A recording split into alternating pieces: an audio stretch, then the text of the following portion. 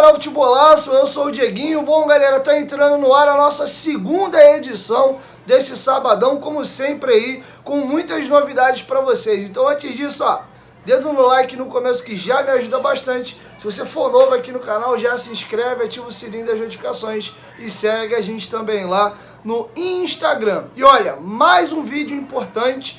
Infelizmente, o futebol tá cada vez mais fechado. Tem pontos positivos nesse fechamento de portas. Acho que quando você blinda a atmosfera interna, você consegue trabalhar melhor os processos. Por outro lado, eu acho, já que você fecha, você tem que arrumar outros mecanismos e outros meios para fazer a comunicação para fora daquilo que você tem feito dos muros para dentro. E essa é a função da imprensa, das entrevistas, hoje, né, dos formatos de podcast.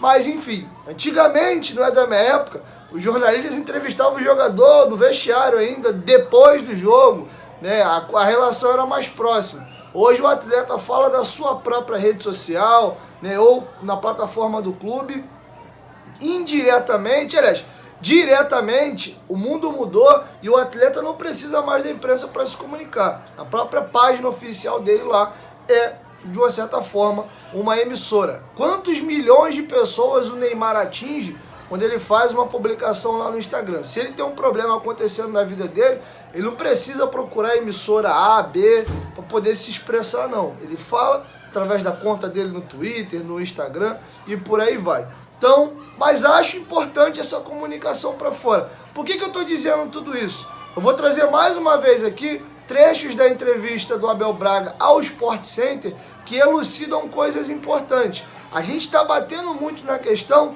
de São Januário. São Januário está muito mal cuidado. E agora eu vou trazer para vocês o Abel Braga trazendo com alegria e até com um tom de encantamento o que ele está sabendo que a 777 vai fazer para o Vasco, tanto nos centros de treinamentos como também na estrutura do clube como geral. Ele vai trazer alguns bastidores agora interessantes. Fiquei até muito feliz, que me acompanha lá nas minhas redes sociais, viu, né, que eu vi o jogo pela primeira vez em São Januário, nas cabines de rádio, da partida entre Vasco e Resende, e me falaram que era muito ruim ali e tal, e eu pelo menos já não senti muito isso. Achei até bem melhor do que a cabine da Portuguesa, espaço mais aberto e tal. Realmente, na minha cabine não tinha ar-condicionado, eu vi que algumas tinha, né, na Vasco TV tinha. A galera que estava fazendo uma transmissão, não sei se era a aparelhagem da Casa TV, também estava, mas onde eu estava era um espaço aberto, mas tinha uma bancadinha e tal. Por que eu estou falando isso? O Abel Braga vai trazer agora algumas informações de coisas grandiosas que a 777 vai fazer do Vasco, tanto de estrutura como também de marca. Então vou deixar com vocês o Abel trazendo aí coisas que ele está por dentro da questão das obras em São Januário, do centro de treinamento, de como era quando ele chegou e das coisas que já aconteceram, tá bom? Então fiquem aí agora com o Abel revelando alguns detalhes dos projetos que a 777 tem para o Vasco. E o termo que ele vai até utilizar: vai ficar um negócio de outro mundo. Confere aí. Bem legal a pergunta, porque muita gente não conhece, porque hoje eu sei que é um pouco complicado, sabe, para todos da imprensa, porque participam muito pouco, veem muito pouco, nem praticamente não conseguem filmar treinamento. Essas coisas que a gente pode reclamar, mas é a própria evolução.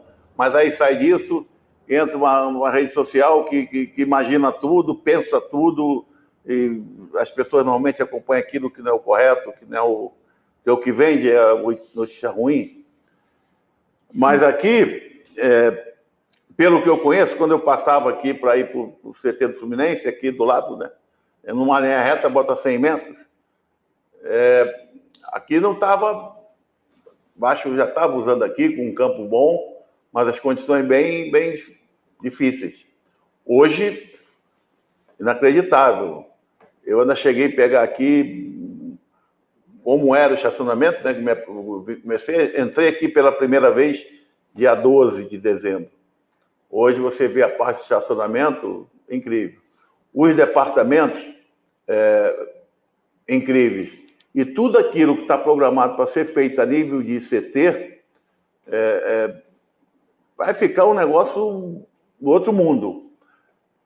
São Januário, isso também vai ter mudanças enormes. Eu vou te confessar um negócio, que eu cheguei no primeiro jogo do campeonato contra o Madureira, São Januário, aí peguei o elevador, veja bem, eu nem sabia que tinha elevador. Ali é onde fica a cabine, né, de rádio, aquela imprensa e tal. Peguei o elevador, cheguei no andar, no terceiro, aí tinha que subir mais um hallzinho de escada, subir, era mais outra, uma cabine acima da cabine e tal. Estava complicado, porque aquele dia estava muito sol, calor insuportável. Roberto estava lá, sim, eu estava lá, encontrei o negócio hotel. meio louco. Aí eles me falaram ontem, vai encontrar uma surpresa, tal. Pô, chegamos lá, tá louco. Vidro fumê, ar-condicionado, televisão, troço show. Então você vem 2 semanas. Então eles vão fazer muita coisa. O Vasco não vai crescer só numa equipe de futebol. O Vasco vai crescer também externamente. O Vasco vai crescer. O Vasco vai ter como condição aquilo que o tamanho do clube merece. Então, isso tudo está dentro de um projeto. Claro, hoje o projeto mais imediato é o futebol, né? Porque nós temos e queremos agregar cada vez mais esse número de torcedores do Vasco. Há muito tempo que o Vasco não consegue agregar.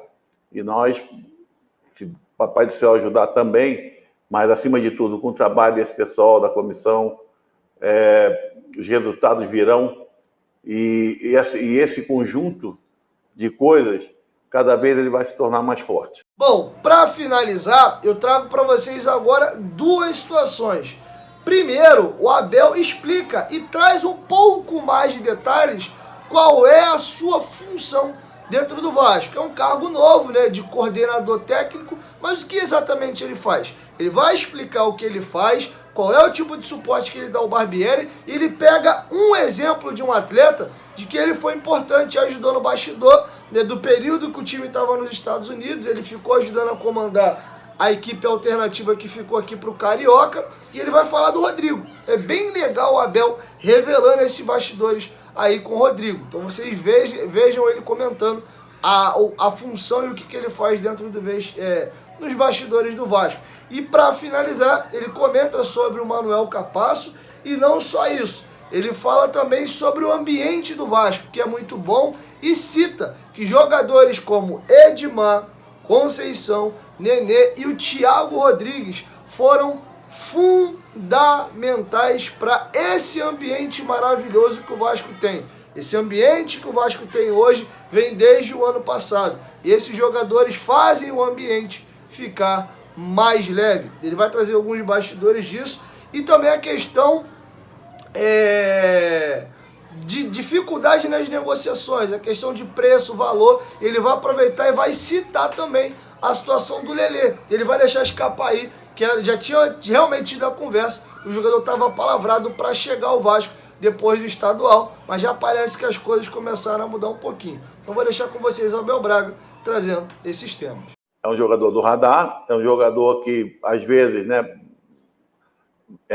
todo esse departamento foi aprovado como mais, talvez, 2 ou 3 na posição, aí 2 já ficam inviáveis, e esse mais um, de repente, o rapaz mais um, aí começa a se ver preço, essa coisa toda, se acerta, é como você chega a um acerto com o clube, aí entra o lado do empresário, mas que já está certo.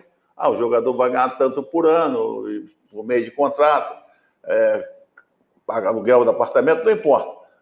Quando os clubes chegam a um acordo, aí o negócio parece que dobra, sabe?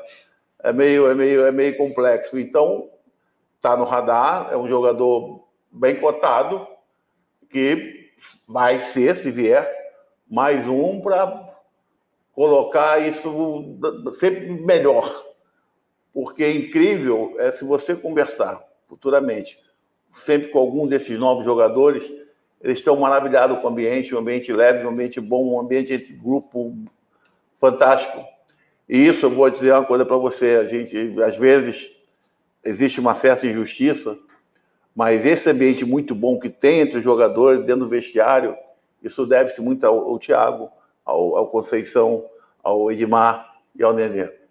Jogadores mais experientes, que seguraram aquela onda no passado, aquela subida, queira ou não, foi uma subida traumática, e eles mantiveram esse ambiente de confiança, de que iam conseguir, e é isso que eles continuam passando aqui hoje.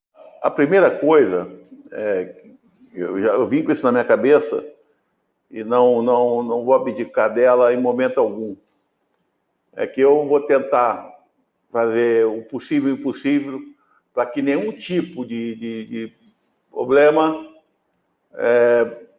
chegue ao Maurício. Porque isso eu gostaria que alguém tivesse feito comigo. Porque não tem que chegar, né? Aqui não acontece não, sabe? Estou te sendo sincero, aqui não acontece.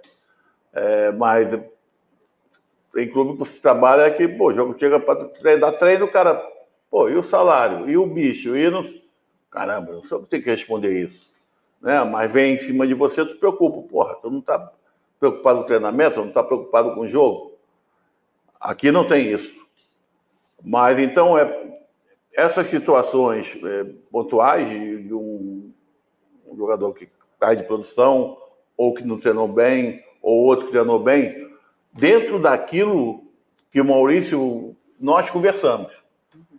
Quando eu falo, Maurício, eu acho que eu vou conversar com fulano. Todos os jogadores que eu converso, ele sabe. Ontem ele falou, eu ia conversar com o Rodrigo, antes do jogo.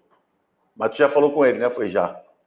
Fui lá dar uma moral a ele, porque ele jogou os 2 primeiros jogos com a equipe suplente do suplente. Sim. Foi 0-0. Ele jogou como lateral. No segundo tempo, contra o Audax, lá no campo da Ilha, ele jogou de volante, que é a posição de origem. E ele foi muito bem. Como eu fiquei aqui e assisti os jogos, eu nada mais fiz chegar para o Maurício e falar, Maurício, o garoto tem quebrado o galho aqui como lateral, porque estava faltando e tal, mas ele foi para o meio campo e jogou muito bem. E o Maurício precisou fazer uma mudança no jogo de ontem e usou o jogador. Eu só passei para ele e falei assim, ó, não pensa que eu te ajudei não, cara. Você está aqui pelo que você produziu. Uhum. O treinador, ele teve confiança em mim de entender e acreditar aquilo que eu falei. Mas não fui eu que joguei, quem jogou foi você. Então tu vai lá hoje e joga. Fez uma partida muito legal. Isso, quer dizer, para nós não tem preço, né? Porque, queira ou não, ele já conseguiu 2 coisas em 3 situações. E ele subiu agora, né, o Rodrigo? Exatamente. Mas é o cara que tem mais título na base do Vasco, é ele. O Maurício conseguiu no jogo de ontem. Ele tirou a fralda descartável do Rodrigo, do Patrick, que também foi o primeiro jogo, e do GB, cara. Do garoto, o atacante que entrou. Então tu vê que, quer dizer, são meninos, né? E legal, fizeram parte, o torcedor começa a conhecer, começa a ver. E é assim, o meu papel é esse. Sempre falando, ó, Maurício, você pediu uma opinião? Eu estou te dando a minha opinião. Você perguntou de fulano? Essa é a minha opinião. Ganha e perca com a sua cabeça, com a sua consciência. Porque eu não vou poder escalar, eu não vou poder substituir, a estratégia é tua. Tudo aqui é teu. Você é o protagonista depois dos jogadores. E eu sou coadjuvante. Eu quero colaborar com aquilo que eu aprendi e com aquilo que eu aprendi, mas não gostaria de ter passado. Mas só cresci porque passei. São as coisas ruins. Uhum. Né? Vocês lembram que lá em 2004 eu ganhei um estadual com o Flamengo, perdi uma Copa do Brasil. No ano seguinte vou para o Fluminense, ganho um estadual, perco a Copa do Brasil. Aí os caras falavam, o Abel é vice, tá bom, sou vice. Meu filho chegava em casa e me perguntava, e eu dizia, mas papai chegou, cara. Cheguei a outra final, não posso ser tão ruim assim. 2006, Libertadores e Mundial. Então, você vê. Mas eu realmente aprendi. Né? E outras coisas, né? Então, é legal. É legal porque eu acho que para o Vasco, para o Maurício, para a equipe, eu estou sendo útil como todos os funcionários que tem aqui dentro. Os departamentos aqui do Vasco, eles estão muito redondos. Bom, galera, é isso. Eu sei que tem algumas pessoas que não gostam muito desse tipo de conteúdo, acham que é encher linguiça e tal. Não é. É justamente, eu gosto de trazer essas informações de bastidor para vocês entenderem um pouco mais do processo e ajudar vocês a formar as suas opiniões. E eu sempre busco, normalmente, quando eu trago um assunto ou outro, eu trago um pouco de opinião da minha visão e, de novo, não para formar a sua opinião, mas para te trazer ferramentas e opções para você em casa absorver esse conteúdo e começar a formar melhor a sua opinião. Uma das minhas funções, como eu sempre bato nessa tecla, é te ajudar e é colaborar na comunicação no sentido de fazer com que a gente possa evoluir e quebrar algumas armas do passado. Eu acho que o torcedor, durante muitos anos, ele era muito simplista, se assim que eu posso dizer. O torcedor não é obrigado a entender de scout, de parte tática, ser um grande estudioso do futebol, mas eu acho que até pra gente discutir, né, a gente tem que procurar entender, porque às vezes a gente acaba emitindo comentários sem ter base para formar opinião e acaba às vezes ou influenciando pessoas a terem essa mesma opinião às vezes errada que a gente tem por falta de informação, ou a gente acaba às vezes conversando com algumas pessoas que estão um pouco mais a par de algumas coisas, a gente acaba ficando um pouco boiando. O futebol ficou muito mais complexo, mais dinâmico, são muitas ferramentas a mais que fazem com que a coisa cresça de estrutura, cresça também no tamanho da complexidade. E se você não está a par de todas essas nuances, a sua análise muitas das vezes fica comprometida.